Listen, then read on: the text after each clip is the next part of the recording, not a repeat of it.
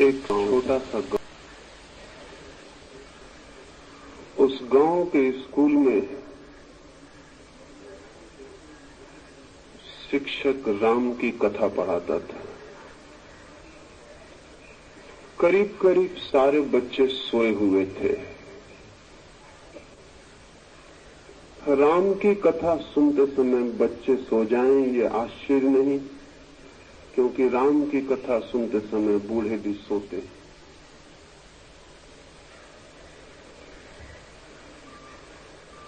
इतनी बार सुनी जा चुकी है जो बात, उसे जागकर सुनने का कोई अर्थ भी नहीं रह जाता। बच्चे सोए थे और शिक्षक भी पढ़ा रहा था, लेकिन कोई भी उसे देखता तो कह सकता था वो भी सोया हुआ पढ़ाता है। उसे राम की कथा कंठस्थ थी। किताब सामने खुली थी, लेकिन किताब पढ़ने की उसे जरूरत न थी। उसे सब याद था, वो यंत्र की भांति कहे जाता था। शायद ही उसे पता हो कि वो क्या कह रहा है। तोतों को पता नहीं होता कि वो क्या कह रहे हैं। जिन्होंने शब्दों को कंठस्थ कर लिया है उन्हें भी पता नहीं होता कि वे क्या कह रहे हैं। और तभी अचानक एक सनसनी दौड़ गई कक्षा में। अचानक ही स्कूल का निरीक्षक आ गया था। वो कमरे के भीतर गया, बच्चे सजग होकर बैठ गए, शिक्षक भी सजग होकर पढ़ाने लगा। उस निरीक्षक ने कहा कि मैं कुछ प्रश्न पूछना चाहूंगा, और चूंकि राम की कथा पढ़ाई जाती है इसलिए राम से संबंधित ही कोई प्रश्न पूछूं। उसने बच्चों से एक सीधी सी बात पूछी। उसने पूछा कि शिव का धनुष किसने तोड़ा था। उसने सोचा कि बच्चों को तोड़फोड़ की बात बहुत याद रह जाती है, उन्हें जरूर याद होगा कि किसने शिव का धनुष तोड़ा था। लेकिन इसके पहले कि कोई बोले, एक बच्चे ने हाथ हिलाया और खड़े होकर कहा कि क्षमा करिए, मुझे पता नहीं कि किसने तोड़ा था। एक बात निश्चित है कि मैं 15 दिन से छुट्टी पर था, मैंने नहीं तोड़ा है। और इसके पहले कि मेरा कोई इल्जाम लग जाए, मैं पहले ही साफ कर देना चाहता हूं कि धनुष का मुझे कोई पता ही नहीं। चूंकि जब भी इस स्कूल में कोई चीज टूटती है तो सबसे पहले मेरे ऊपर दोषारोपण आता है, इसलिए मैं निवेदन किए देता हूं। निरीक्षक तो हैरान रह गया। उसने सोचा भी ना था कि कोई ये उत्तर देगा। उसने शिक्षक की तरफ देखा। शिक्षक अपना बैत निकाल रहा था और उसने कहा कि जरूर इसी बदमाश ने तोड़ा होगा, इसकी हमेशा की आदत है। और अगर तूने नहीं तोड़ा था तो तूने खड़े होकर क्यों कहा कि मैंने नहीं तोड़ा है? और उसने इंस्पेक्टर से कहा, आप इसकी बातों में मत आए, ये लड़का शरारती, और स्कूल में 100 चीजें टूटे तो 99 यही तोड़ता है। तब तो वो निरीक्षक और हैरान हो गए। फिर उसने कुछ भी वहां कहना उचित न समझा। वो सीधा प्रधान अध्यापक के पास जाकर उसने कहा कि ये घटना घटी। राम की कथा पढ़ाई जाती थी जिस कक्षा में, उसमें मैंने पूछा कि शिव का धनुष किसने तोड़ा था। तो एक बच्चे ने कहा कि मैंने नहीं तोड़ा, मैं 15 दिन से छुट्टी पर था। यहां तक भी गनीमत थी। लेकिन शिक्षक ने यह कहा कि जरूर इसने तोड़ा होगा, जब भी कोई चीज टूटती तो यही जिम्मेवार होता है। इसके संबंध में क्या किया जाए? उस प्रधान अध्यापक ने कहा, इस संबंध में एक ही बात की जा सकती है कि अब बात को आगे न बढ़ाया जाए, क्योंकि लड़कों से कुछ भी कहना खतरा मोल लेना है। किसी भी क्षण हड़ताल हो सकती है, अनशन हो सकता है। जिसने भी तोड़ा हो तोड़ा होगा। आप कृपा करें और बात बंद करें। कोई 2 महीने से शांति चल रही स्कूल में, उसको भंग करने की कोशिश मत करें। न मालूम कितना फर्नीचर तोड़ डाला लड़कों ने, हम चुपचाप देखते रहते हैं। स्कूल की दीवारें टूट रही हैं, हम चुपचाप देखते रहते हैं, क्योंकि कुछ भी बोलना खतरनाक है। हड़ताल हो सकती है, अनशन हो सकती है। इसलिए चुपचाप देखने के सिवाय कोई मार्ग नहीं। वो इंस्पेक्टर तो अवाक, वो तो आंखें फाड़े रह गए। आप कुछ कहने का उपाय न था। वो वहां से सीधा स्कूल की जो शिक्षा समिति थी उसके अध्यक्ष के पास गया और उसने जाके कहा कि यह हालत है स्कूल की। राम की कथा पढ़ाई जाती है, वहां बच्चा कहता है कि मैंने शिव का धनुष नहीं तोड़ा, शिक्षक कहता है इसी ने तोड़ा होगा, प्रधान अध्यापक कहता है कि जिसने भी तोड़ा हो बात को रफा दफा कर दे, शांत कर दे, इसमें आगे बढ़ाना ठीक नहीं, हड़ताल हो सकती है। आप क्या कहते हैं? उस अध्यक्ष ने कहा कि ठीक ही कहता है प्रधान अध्यापक, किसी ने भी तोड़ा हो हम ठीक करवा देंगे समिति की तरफ से। आप फर्नीचर वाले के यहां भिजवा दें और ठीक करवा लें। इसकी चिंता करने की जरूरत नहीं कि किसने तोड़ा, सुधरवाने का उपाय होगा। आपको सुधरवाने की जरूरत है, और क्या करना है। वो स्कूल का इंस्पेक्टर मुझसे ये सारी बात कहता था और मुझसे पूछने लगा कि क्या स्थिति है ये।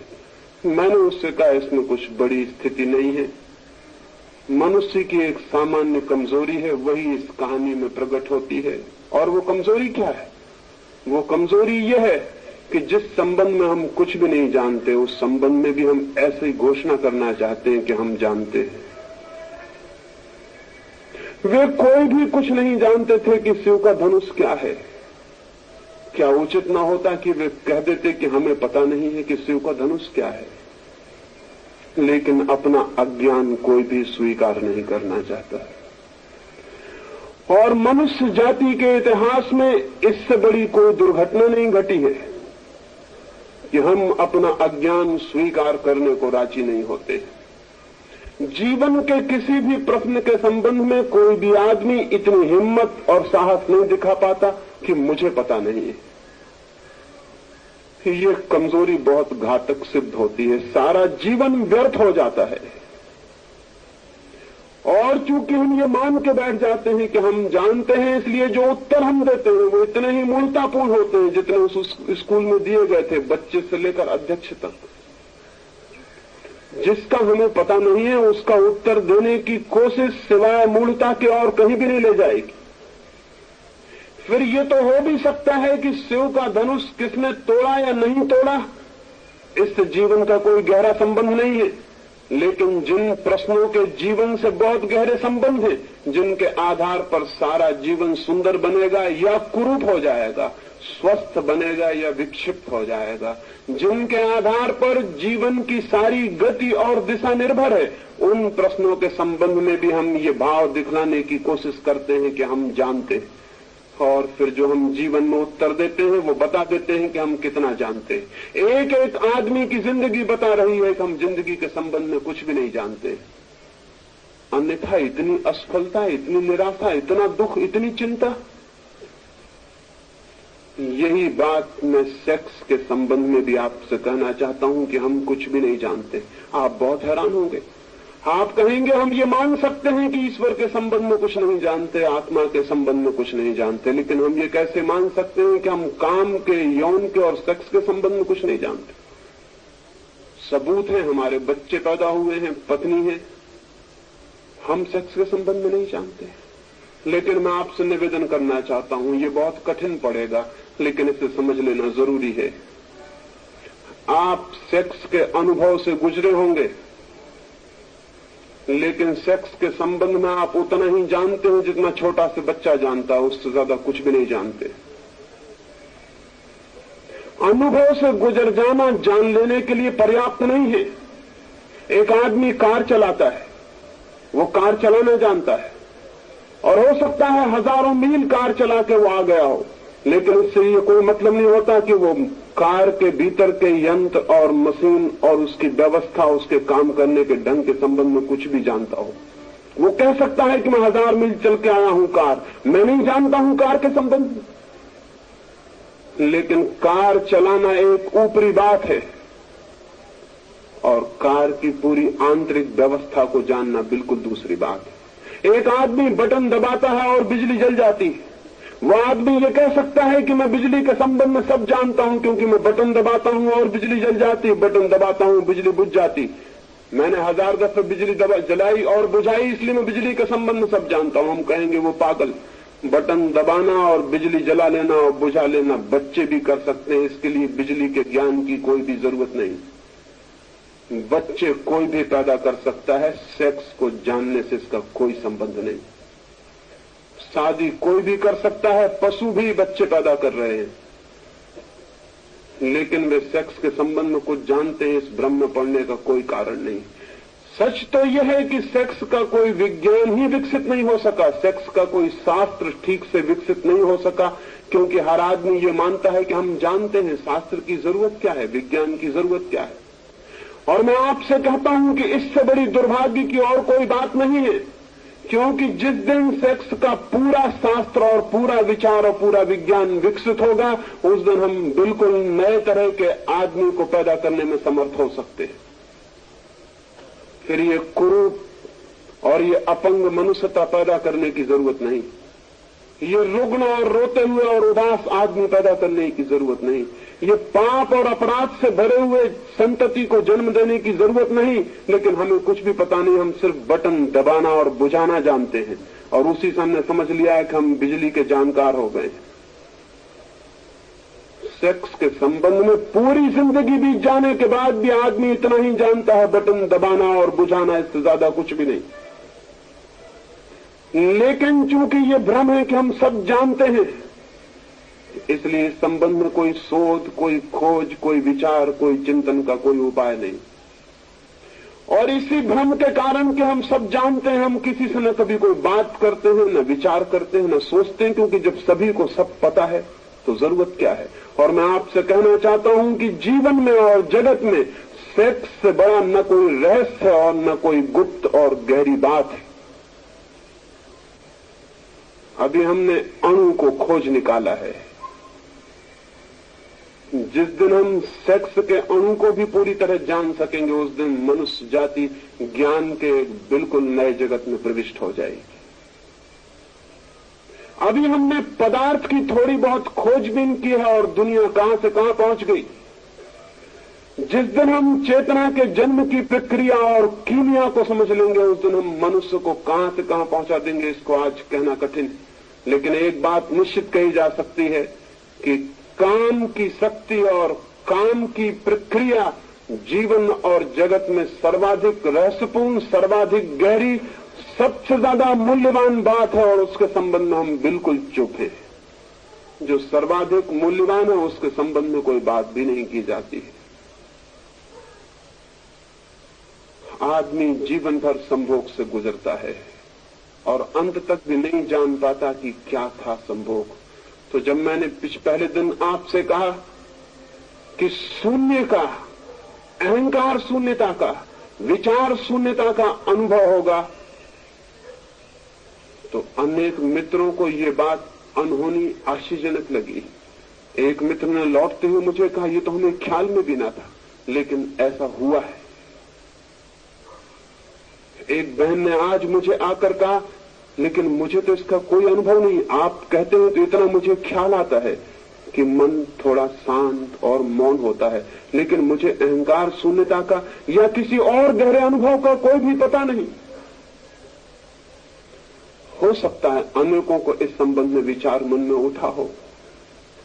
उस संबंध में थोड़ी सी बातें और गहराई में स्पष्ट कर लेनी जरूरी है। पहली बात, मनुष्य जन्म के साथ ही संभोग के पूरे विज्ञान को जानता हुआ पैदा नहीं होता है। शायद पृथ्वी पर बहुत थोड़े से लोग अनेक जीवन के अनुभव के बाद संभोग की पूरी कला और पूरा का पूरी विधि और पूरा शास्त्र जानने में समर्थ हो पाते, और यही वे लोग हैं जो ब्रह्मचर्य को उपलब्ध हो जाते हैं।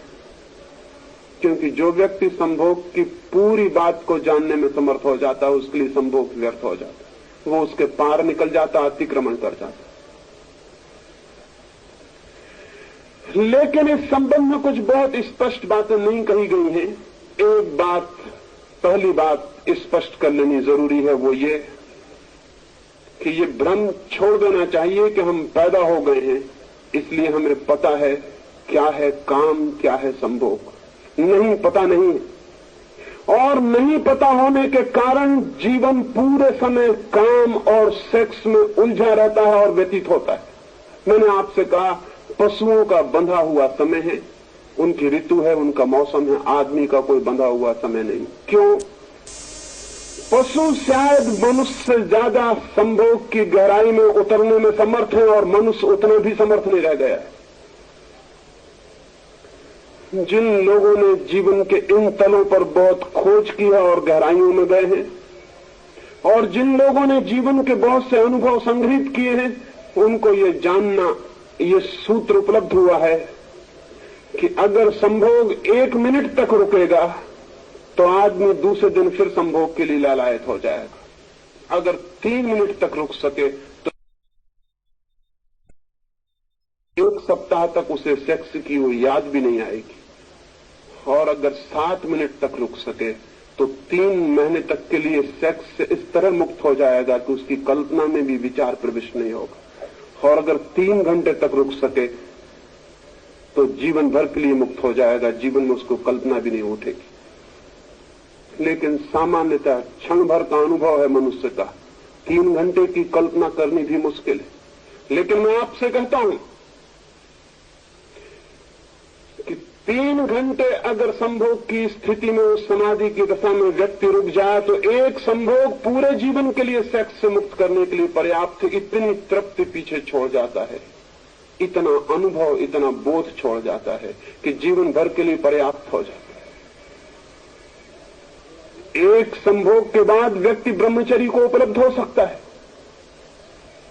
लेकिन हम तो जीवन भर संभोग के बाद भी उपलब्ध नहीं होते।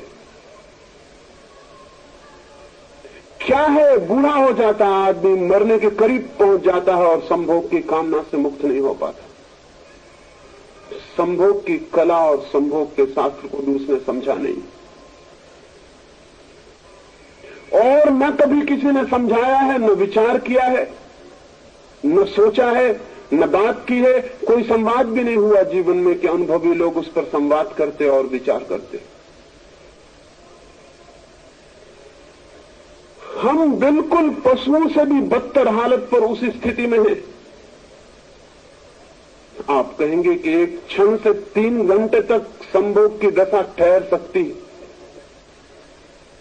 लेकिन कैसे? कुछ थोड़े से सूत्र आपको कहता हूं, उन्हें थोड़ा ख्याल में रखेंगे तो ब्रह्मचर्य की तरफ जाने में बड़ी यात्रा सरल हो जाएगी। संभोग करते क्षणों में श्वास जितनी तेज होगी, संभोग का काल उतना ही छोटा होगा।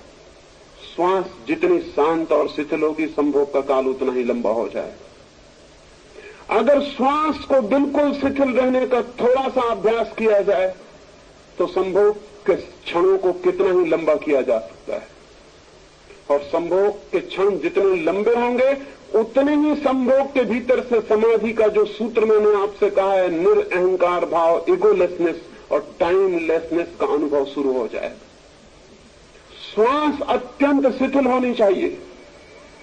श्वास के शिथिल होते ही संभोग की गहराई, अर्थ और नए उद्घाटन शुरू हो जाएंगे। और दूसरी बात, संभोग के क्षण में ध्यान दोनों आंखों के बीच, जहां योग आज्ञा चक्र को बताता है, वहां अगर ध्यान हो तो संभोग की सीमा और समय 3 घंटों तक बढ़ाया जा सकता है, और एक संभोग व्यक्ति को सदा के लिए ब्रह्मचर्य में प्रतिष्ठित कर देगा। न केवल इस जन्म के लिए बल्कि अगले जन्म के लिए भी। किन्हीं एक बहन ने पत्र लिखा है और मुझे पूछा है कि विनोबा तो बाल ब्रह्मचारी हैं, क्या उनको समाधि का अनुभव नहीं हुआ होगा?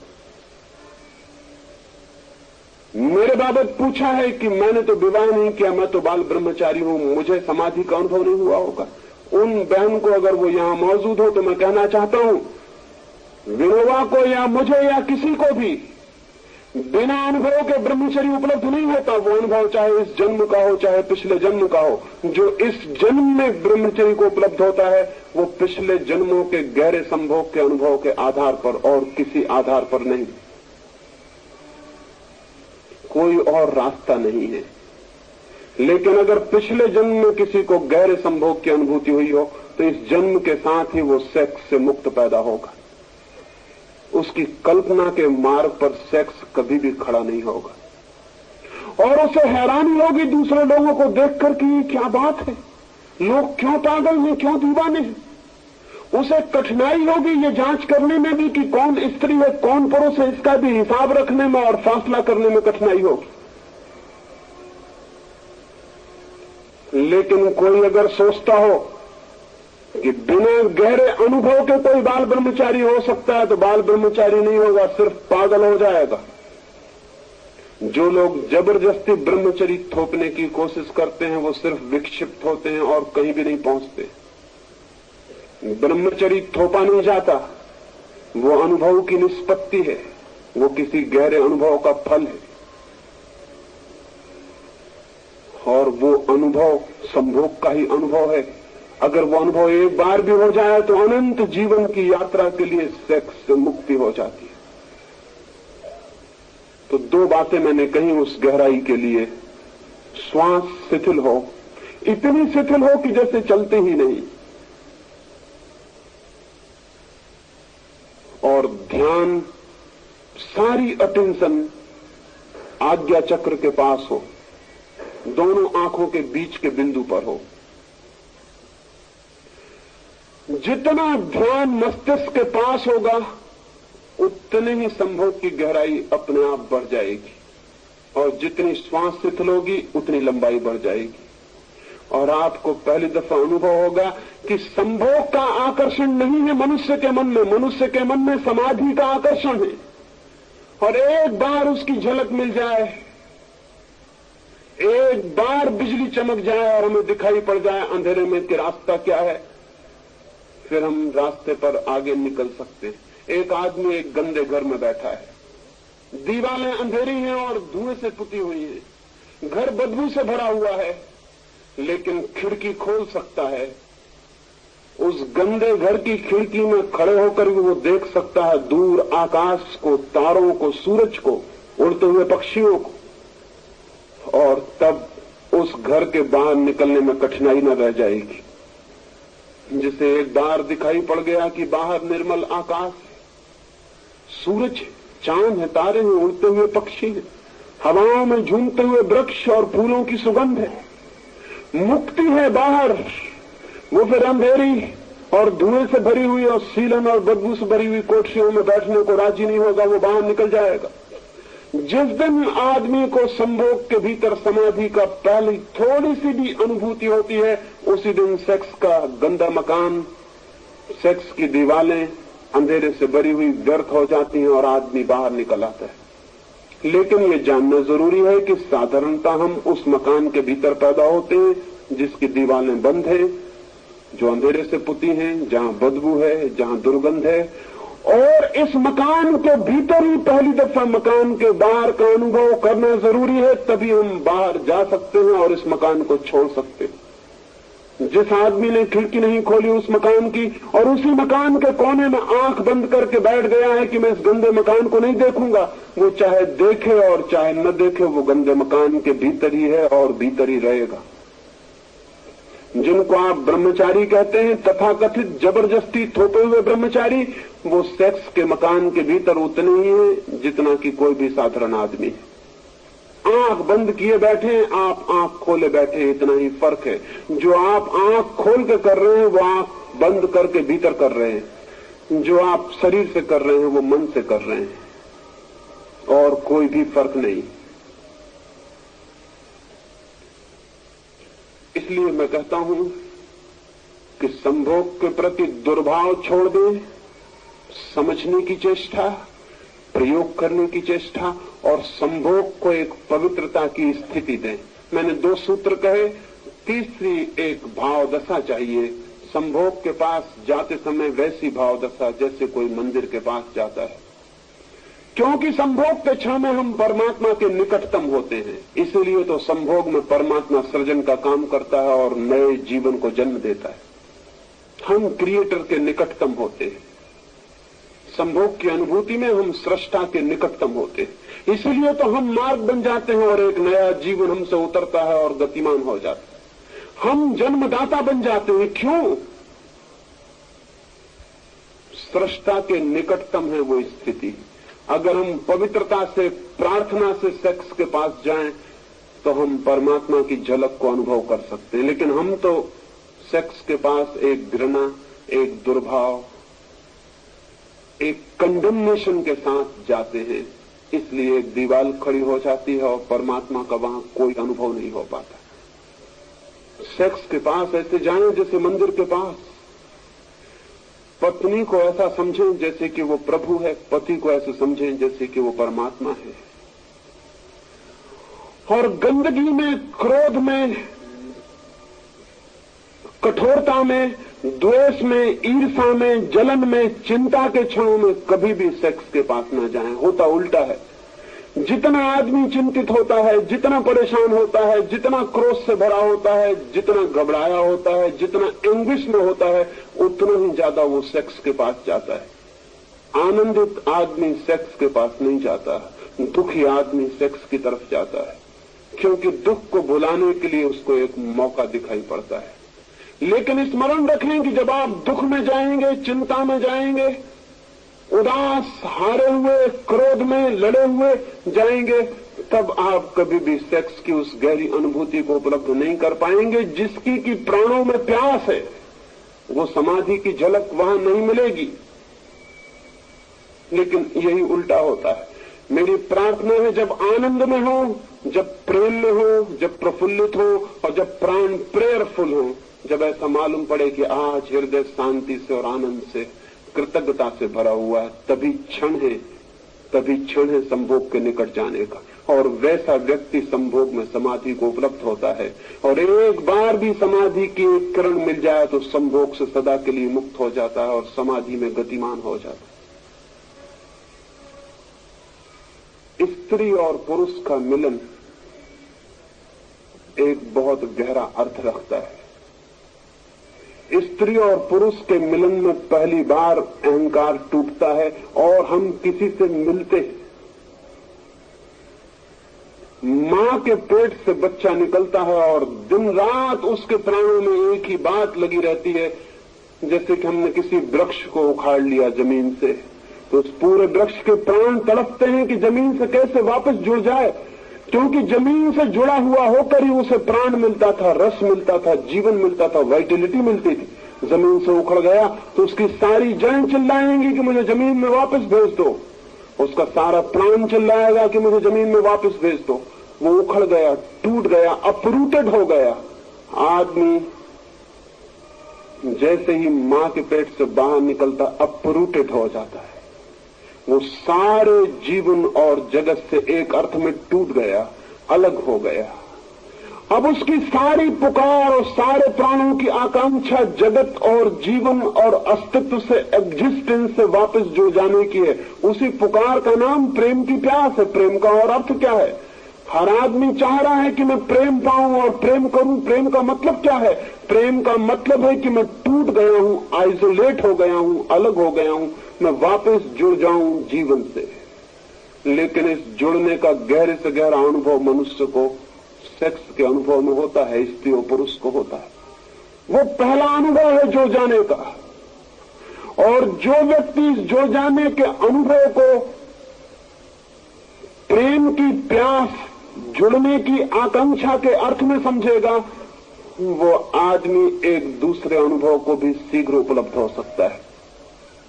योगी भी जुड़ता है, साधु भी जुड़ता है, संत भी जुड़ता है, समाधिस्थ व्यक्ति भी जुड़ता है, संभोगी व्यक्ति भी जुड़ता है। संभोग करने में दो व्यक्ति जुड़ते हैं, एक व्यक्ति दूसरे व्यक्ति से जुड़ता है और एक हो जाता है। समाधि में एक व्यक्ति समष्टि से जुड़ता है और एक हो जाता है। संभोग दो व्यक्तियों के बीच मिलन है, समाधि एक व्यक्ति और अनंत के बीच मिलन है।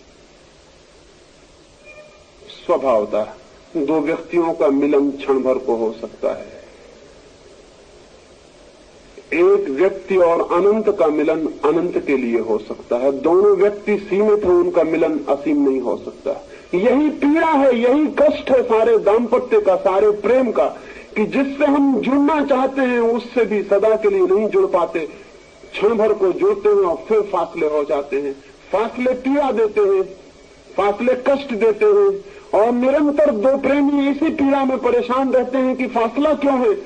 और हर चीज फिर धीरे धीरे ऐसी मालूम पड़ने लगती है कि दूसरा फासला बना रहा है, इसलिए दूसरे पर क्रोध पैदा होना शुरू हो जाता है। लेकिन जो जानते हैं वो ये कहेंगे, दो व्यक्ति अनिवार्यता दो अलग अलग व्यक्ति हैं, वो जबरदस्ती क्षण भर को मिल सकते हैं लेकिन सदा के लिए नहीं मिल सकते। यही प्रेमियों की पीड़ा और कष्ट है कि निरंतर एक संघर्ष खड़ा हो जाता है। जिसे प्रेम करते हैं उसी से संघर्ष खड़ा हो जाता है, उसी से तनाव, अशांति और द्वेष खड़ा हो जाता है, क्योंकि ऐसा प्रतीत होने लगता है जिससे मैं मिलना चाहता हूं शायद वो मिलने को तैयार नहीं, इसलिए मिलना पूरा नहीं हो पाता। लेकिन इसमें व्यक्तियों का कसूर नहीं है। दो व्यक्ति अनंतकालीन तल पर नहीं मिल सकते, एक क्षण के लिए मिल सकते हैं, क्योंकि व्यक्ति सीमित है, उनके मिलने का क्षण भी सीमित होगा। अगर अनंत मिलन चाहिए तो वो परमात्मा से हो सकता है, वो समस्त अस्तित्व से हो सकता है। जो लोग संभोग की गहराई में उतरते हैं उन्हें पता चलता है एक क्षण मिलने का इतना आनंद है तो अनंत काल के लिए मिल जाने का कितना आनंद होगा, उसका तो हिसाब लगाना मुश्किल है। एक क्षण के मिलन की इतनी अद्भुत प्रतीति है तो अनंत से मिल जाने की कितनी प्रतीति होगी, कैसी प्रतीति होगी। जैसे घर में दिया जल रहा हो और उस दिए से हम हिसाब लगाना चाहें कि सूरज की रोशनी में कितने दिए जल रहे हैं, हिसाब लगाना बहुत मुश्किल हो जाएगा। एक दिया बहुत छोटी बात है, सूरज बहुत बड़ी बात है। सूरज पृथ्वी से 60,000 गुना बड़ा है, 10 करोड़ मील दूर है, तब भी हमें तपाता है, तब भी हमें झुलसा देता है। उतने बड़े सूरज को एक छोटे से दिए से हम तौलने जाएं तो कैसे तौल सकेंगे। लेकिन नहीं, एक दिए से सूरज को तौला जा सकता है, क्योंकि दिया भी सीमित है और सूरज भी सीमित है। दिए में एक कैंडल का लाइट है तो अरबों खरबों कैंडल का लाइट होगा सूरज में, लेकिन सीमा आंकी जा सकती है, तौली जा सकती है।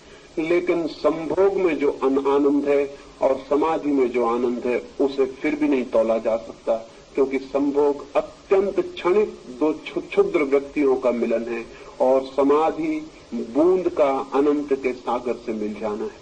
उसे कोई भी नहीं तौला जा सकता, उसे तौलने का कोई भी उपाय नहीं है, उसे कोई मार्ग नहीं कि हम जांच लें कि वो कितना होगा। इसलिए जब वो उपलब्ध होता है, जब वो उपलब्ध हो जाता है तो फिर कहां सेक्स, फिर कहां संभोग, फिर कहां कामना। जब उतना आनंद मिल गया तब कोई कैसे सोचेगा, कैसे विचार करेगा उस क्षण भर के सुख को पाने के लिए।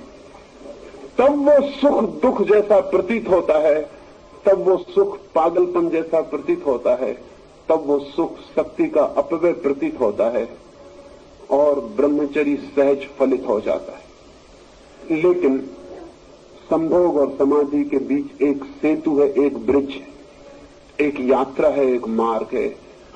समाधि जिसका अंतिम छोर है आकाश में जाकर, संभोग उस सीढ़ी का पहला सोपान है, पहला पाया है। और जो इस पाए के ही विरोध में हो जाते हैं वो आगे नहीं बढ़ पाते, ये मैं आपसे कह देना चाहता हूं। जो इस पहले पाए को इंकार करने लगते हैं वे दूसरे पाए पर पैर नहीं रख सकते हैं, मैं आपसे ये कह देना चाहता हूं। इस पहले पाए पर भी अनुभव से, ज्ञान से, बोध से पैर रखना जरूरी है। इसलिए नहीं कि हम उसी पर रुके रह जाएं, बल्कि इसलिए कि हम उस पर पैर रख के आगे निकल जा सके। लेकिन मनुष्य जाति के साथ एक अद्भुत दुर्घटना हो गई। जैसा मैंने कहा, वो पहले पाए के विरोध में हो गया है और अंतिम पाए पर पहुंचना चाहता है। उसे पहले पाए का ही अनुभव नहीं, उसे दिए का भी अनुभव नहीं, और वो सूरज के अनुभव की आकांक्षा करता है। ये कभी भी नहीं हो सकेगा। जो दिया मिला है प्रकृति की तरफ से, पहले उस दिए की रोशनी को समझ लेना जरूरी है। पहले उस दिए की हल्की सी रोशनी को जो क्षण भर में जीती है और बुझ जाती है, जरा सा हवा का झोंका जिसे मिटा देता है, उस रोशनी को भी जान लेना जरूरी है, ताकि सूरज की आकांक्षा की जा सके, ताकि सूरज तक पहुंचने के लिए कदम उठाया जा सके, ताकि सूरज की प्यास, असंतोष, आकांक्षा और अभीप्सा भीतर पैदा हो सके। संगीत के छोटे से अनुभव से उस परम संगीत की तरफ जाया जा सकता है। प्रकाश के एक छोटे से अनुभव से अनंत प्रकाश की तरफ जाया जा सकता है। एक बूंद को जान लेना पूरे सागर को जान लेने के लिए पहला कदम है। एक छोटे से अणु को जानकर हम पदार्थ की सारी शक्ति को जान लेते हैं। संभोग का एक छोटा सा अणु है जो प्रकृति की तरफ से मनुष्य को मुफ्त में मिला हुआ है, लेकिन हम उसे जान नहीं पाते। आंख बंद करके जी लेते हैं किसी तरह, पीठ फेर के जी लेते हैं किसी तरह। उसकी स्वीकृति नहीं हमारे मन में, स्वीकार नहीं हमारे मन में। आनंद और अहोभाव से उसे जानने और जीने और उसमें प्रवेश करने की कोई विधि नहीं हमारे हाथ में। मैंने जैसा आपसे कहा, जिस दिन आदमी इस विधि को जान पाएगा उस दिन हम दूसरे तरह के मनुष्य को पैदा करने में समर्थ हो जाएंगे।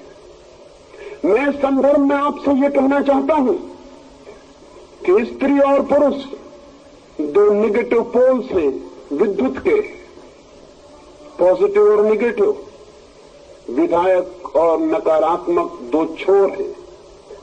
उन दोनों के मिलन से एक संगीत पैदा होता है, विद्युत का पूरा चक्र पैदा होता है।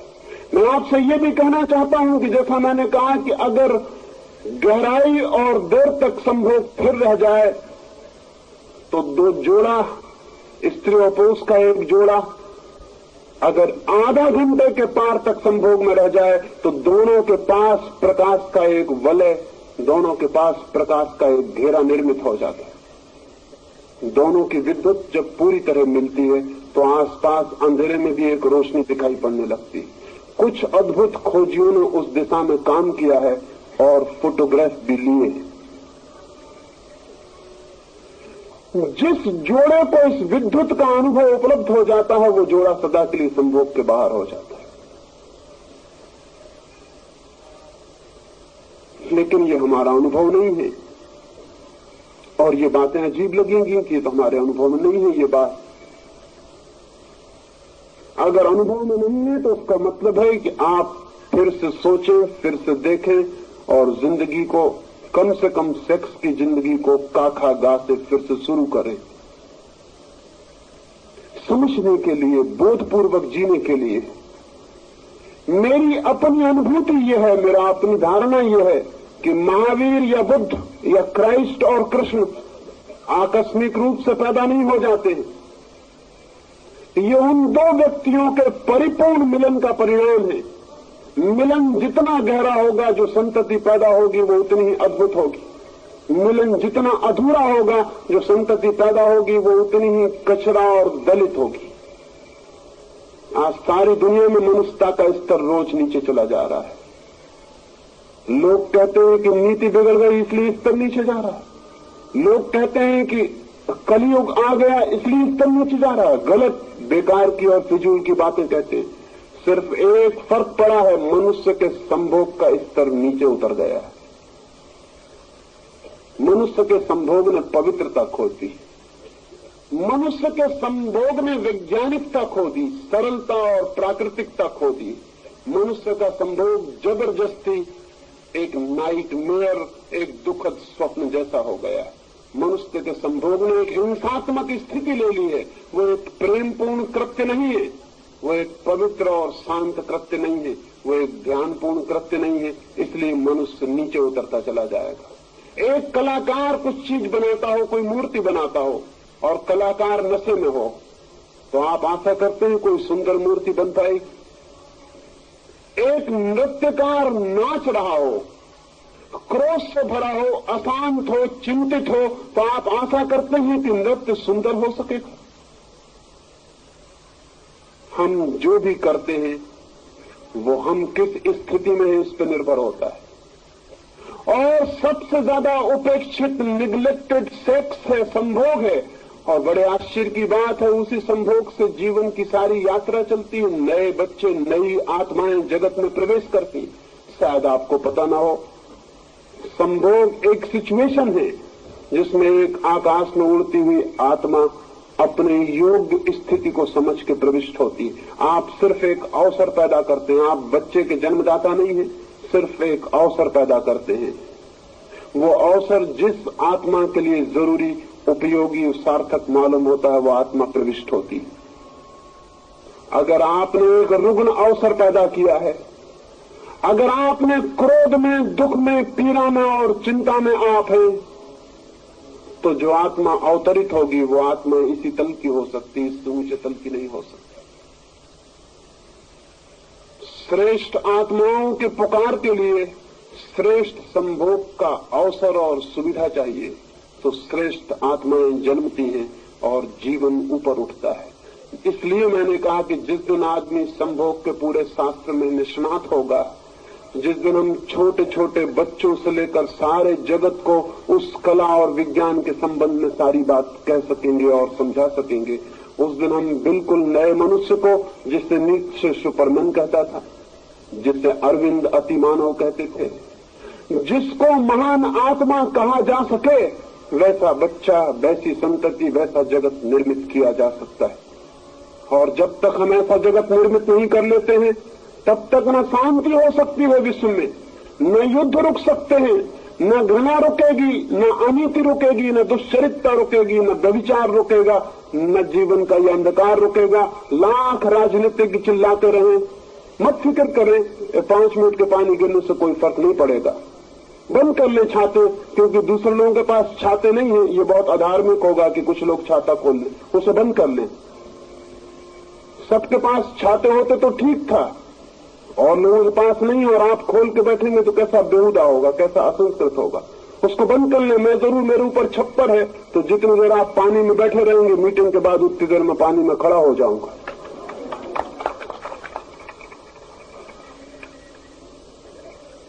नहीं मिटेंगे युद्ध, नहीं मिटेगी अशांति, नहीं मिटेगी हिंसा, नहीं मिटेगी ईर्षा।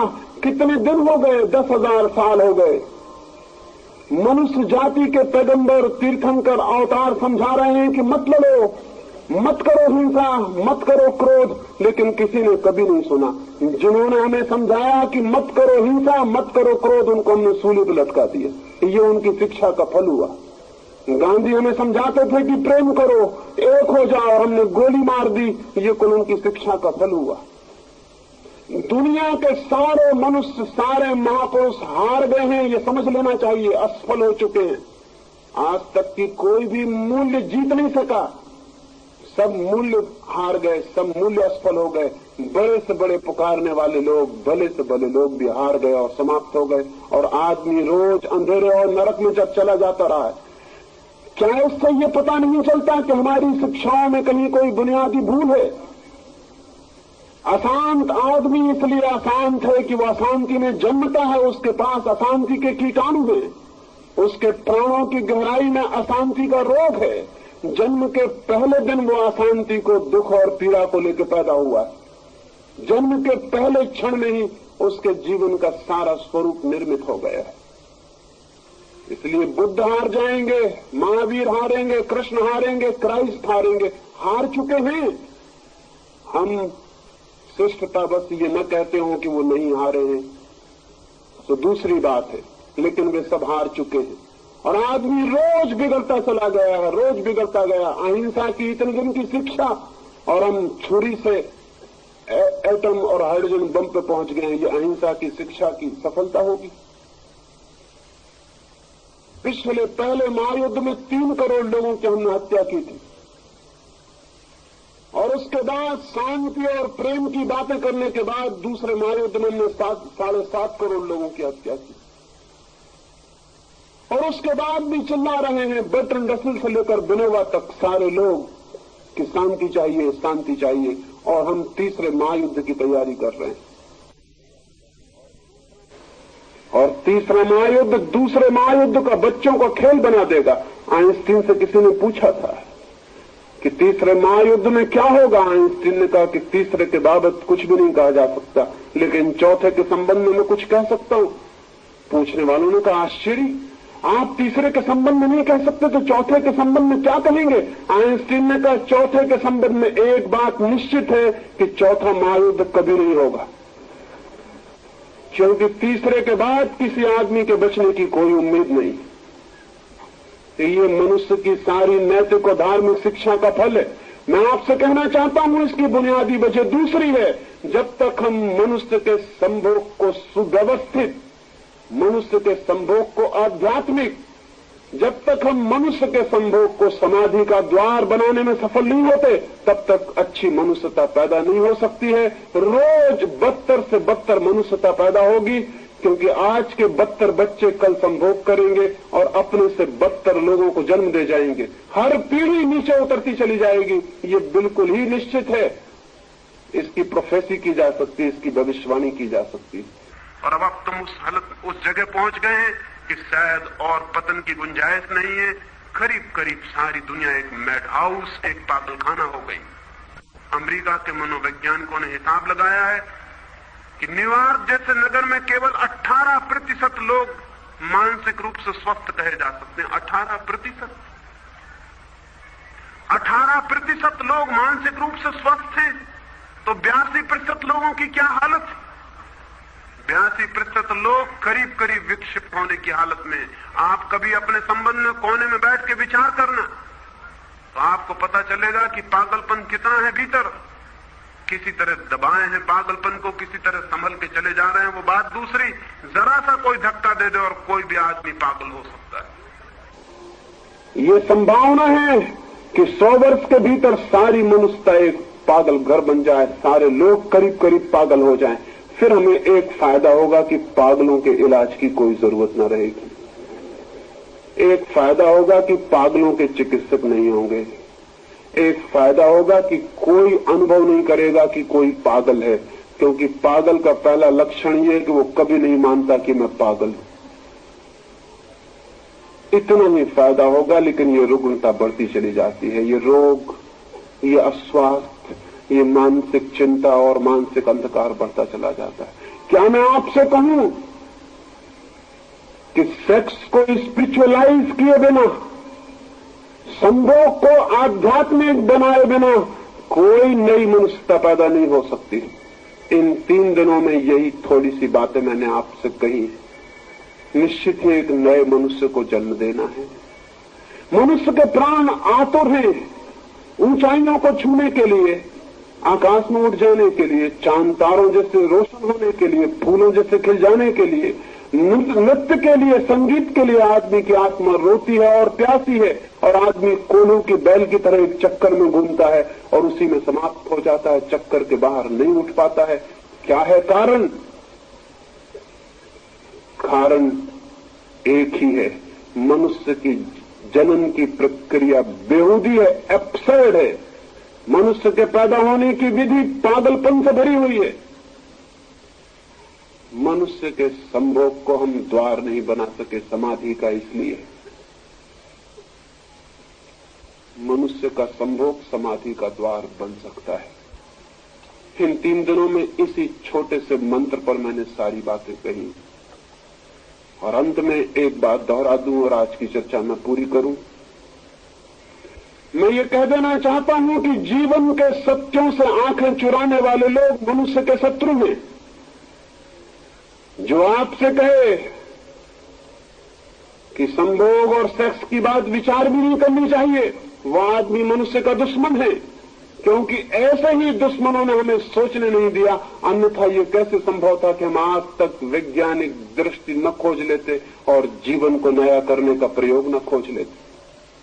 जो आपसे कहे कि सेक्स का धर्म से कोई संबंध नहीं है, वह आदमी 100% गलत बात कहता है, क्योंकि सेक्स की ऊर्जा ही परिवर्तित और रूपांतरित होकर धर्म के जगत में प्रवेश पाती है। वीर की शक्ति ही ऊर्ध्वस्वी होकर मनुष्य को उन लोकों में ले जाती है जिनका हमें कोई भी पता नहीं, जहां कोई मृत्यु नहीं है, जहां कोई दुख नहीं है, जहां आनंद के अतिरिक्त और कोई अस्तित्व नहीं है। उस सत्यचित आनंद में ले जाने वाली शक्ति और ऊर्जा किसके पास है और कहां है? हम उसे व्यय कर रहे हैं। हम उन पात्रों की तरह हैं जिनमें छेद हैं, जिन्हें हम कुओं में डालते हैं खींचने के लिए। ऊपर तक पात्र तो आ जाता है, शोरगुल भी बीच में बहुत होता है और पानी गिरता है और लगता है कि पानी आता होगा, लेकिन पानी सब बीच में गिर जाता, खाली पात्र हाथ में वापस आ जाते। हम उन नावों की तरह हैं जिनमें छेद हैं। हम नावों को खेते हैं सिर्फ डूबने के लिए। नावें किसी किनारे पर नहीं पहुंचा पाती, सिर्फ मझधार में डुबा देती हैं और नष्ट कर देती। और ये सारे छिद्र मनुष्य की सेक्स ऊर्जा के गलत मार्गों से प्रवाहित और बह जाने के कारण। और उन गलत मार्गों पर बहलाने वाले लोग वे नहीं हैं जिन्होंने नंगी तस्वीरें लटकाई हैं, वे नहीं हैं जिन्होंने नंगे उपन्यास लिखे हैं, वे नहीं हैं जो नंगी फिल्में बना रहे हैं। मनुष्य की ऊर्जा को विकृत करने वाले वे लोग हैं जिन्होंने मनुष्य को सेक्स के सत्य से परिचित होने में बाधा दी। और वही लोगों के कारण ये नंगी तस्वीरें बिक रही हैं, नंगी फिल्में बिक रही हैं। लोग नंगे फिल्मों को ईजाद कर रहे हैं और गंदगी के नए नए और बेहूदगी के नए नए नाश्ते निकाल रहे हैं। किनके कारण? ये उनके कारण जिनको हम साधु और सन्यासी कहते हैं। उनने इनके बाजार का रास्ता तैयार किया है। अगर गौर से हम देखें तो वो इनके विज्ञापन दाता हैं, वो इनके एजेंट हैं। एक छोटी सी कहानी में अपनी बात पूरी कर दूंगा। एक पुरोहित जा रहा था अपने चर्च की तरफ। दूर था गांव, भागा हुआ चला जा रहा था। तभी उसे पास की खाई में जंगल में एक आदमी पड़ा हुआ दिखाई पड़ा। घावों से भरा हुआ खून बह रहा है, छुरी उसकी छाती में छिदी है। पुरोहित को ख्याल आया कि चलूं मैं इसे उठा लूं, लेकिन उसने देखा कि चर्च पहुंचने में देर हो जाएगी और वहां उसे व्याख्यान देना और लोगों को समझाना। आज वो प्रेम के संबंध में ही समझाने जाता था। आज उसने विषय चुना था लव इज गॉड, क्राइस्ट के वचन को चुना था कि ईश्वर परमात्मा प्रेम है। वो यही समझाने जा रहा था। वो उसी का हिसाब लगाता हुआ भागा जा रहा है, लेकिन उस आदमी ने आंखें खोली, उसने चिल्लाया कि पुरोहित, मुझे पता है कि तू प्रेम पर बोलने जा रहा है, मैं भी आज सुनने आने वाला था, लेकिन दुष्टों ने मुझे छुरी मार के यहां पटक दिया। लेकिन याद रख, अगर मैं जिंदा रह गया तो गांव भर में खबर कर दूंगा कि आदमी मर रहा था और यह आदमी प्रेम का व्याख्यान देने चला गया। देख, आगे मत बढ़। इससे पुरोहित को थोड़ा डर लगा, क्योंकि अगर यह आदमी जिंदा रह जाए और गांव में खबर कर दे तो लोग कहेंगे कि प्रेम का व्याख्यान बड़ा झूठा था, आपने इस आदमी की फिक्र न की जो मरता था। तो मजबूरी में उसे नीचे उतर के उसके पास जाना पड़ा। वहां जाकर उसका चेहरा देखा तो वो बहुत घबराया। चेहरा तो पहचाना हुआ सा मालूम पड़ता। उसने कहा, ऐसा मालूम होता है मैंने तुम्हें कहीं देखा है। और उस मरणासन्न आदमी ने कहा, जरूर देखा होगा, मैं शैतान हूं और पादरियों से अपना पुराना नाता है। तुमने नहीं देखा होगा तो किसने मुझे देखा होगा। तब उसे ख्याल आया कि वो तो शैतान है, चर्च में उसकी तस्वीर लटकी हुई। उसने अपने हाथ अलग कर लिए और कहा कि मर जा, शैतान को तो हम चाहते हैं कि वो मरी जाए। अच्छा हुआ कि तू मर जा, मैं तुझे बचाने का क्यों उपाय करूं। मैंने तेरा खून भी छीन लिया, ये भी पाप हुआ, मैं जाता हूं। वो शैतान जोर से हंसा। उसने कहा, याद रखना, जिस दिन मैं मर जाऊंगा उस दिन तुम्हारा धंधा भी मर जाएगा। मेरे बिना तुम जिंदा नहीं रह सकते। मैं हूं इसलिए तुम जिंदा हो। मैं तुम्हारे धंधे का आधार हूं। मुझे बचाने की कोशिश करो, नहीं तो जिस दिन शैतान मर जाएगा उसी दिन पुरोहित, पंडा, पुजारी सब मर जाएगा। क्योंकि दुनिया अच्छी हो जाएगी, पंडे, पुजारी, पुरोहित की कोई जरूरत नहीं रह जाएगी। पुरोहित ने सोचा और घबराया कि तो बहुत बेसिक, बहुत बुनियादी बात कह रहा है वो। उसने उसे तत्काल कंधे पर उठा लिया और कहा, प्यारे शैतान, घबराओ मत, मैं ले चलता हूं अस्पताल, तुम्हारा इलाज करवाऊंगा, तुम जल्दी ठीक हो जाओगे। लेकिन देखो, मर मत जाना। तुम ठीक कहते हो, तुम मर गए तो हम बिल्कुल बेकार हो जाने वाले। हमें ख्याल भी नहीं आ सकता कि पुरोहित के धंधे के पीछे शैतान है। हमें यह भी ख्याल नहीं आ सकता कि शैतान के धंधे के पीछे पुरोहित है। ये जो शैतान का धंधा चल रहा है, सेक्स का शोषण चल रहा है सारी दुनिया में, हर चीज के पीछे सेक्स का शोषण चल रहा है। हमें ख्याल भी नहीं आ सकता कि पुरोहित का हाथ है इसके पीछे। पुरोहित ने जितनी निंदा की है, सेक्स उतना आकर्षक हो गया है। पुरुष ने जितने दमन के लिए कहा है, आदमी उतना भोग में गिर गया है। पुरोहित ने जितना इंकार किया कि सेक्स के संबंध में सोचना ही मत, सेक्स उतनी अनजान पहेली हो गई और हम उसके संबंध में कुछ भी करने में असमर्थ हो गए। नहीं, ज्ञान चाहिए, ज्ञान शक्ति है, और सेक्स का ज्ञान बड़ी शक्ति बन सकता है। अज्ञान में जीना हितकर नहीं है, और सेक्स के अज्ञान में जीना तो बिल्कुल हितकर नहीं है। ये भी हो सकता है कि हम न जाएं चांद पर, कोई जरूरत नहीं है चांद पर जाने की। चांद को जान लेने से कोई मनुष्य जाति का बहुत हित नहीं हो जाएगा। ये भी जरूरी नहीं है कि हम पैसिफिक सागर की गहराइयों में उतरे 5 मील, जहां की सूरज की रोशनी भी नहीं पहुंचती। उसको जान लेने से भी मनुष्य जाति का कोई बहुत परम मंगल हो जाने वाला नहीं। ये भी जरूरी नहीं है कि हम एटम को तोड़ें और पहचानें, लेकिन एक बात बिल्कुल जरूरी है, सबसे ज्यादा जरूरी, अल्टीमेट कंसर्न की है, और वो ये है कि हम मनुष्य के सेक्स को ठीक से जान लें और समझ लें, ताकि नए मनुष्य को जन्म देने में सफल हो सके। ये थोड़ी सी बातें 3 दिन में मैंने आपसे कही। कल आपके प्रश्नों के उत्तर दूंगा, और चूंकि कल का दिन खाली छूट गया, कुछ मित्र आए और भीग के लौट गए, तो मेरे ऊपर उनका ऋण हो गया है। तो कल मैं 2 घंटे उत्तर दे दूंगा, ताकि आपको कोई अड़चन और तकलीफ ना हो। अपने प्रश्न आप लिख के दे देंगे ईमानदारी से, क्योंकि ये मामला ऐसा नहीं है कि आप परमात्मा आत्मा के संबंध में जिस तरह की बातें पूछते हैं वो यहाँ पूछे। ये मामला जिंदगी का है, और सीधे और सच्चे अगर आपने प्रश्न पूछे तो हम इन विषयों की और गहराई में भी उतरने में समर्थ हो सकते हैं। मेरी बातों को इतने प्रेम से सुना, उसके लिए अनुग्रहित हूँ, और अंत में सबके भीतर बैठे परमात्मा को प्रणाम करता हूँ। मेरे प्रणाम स्वीकार करें।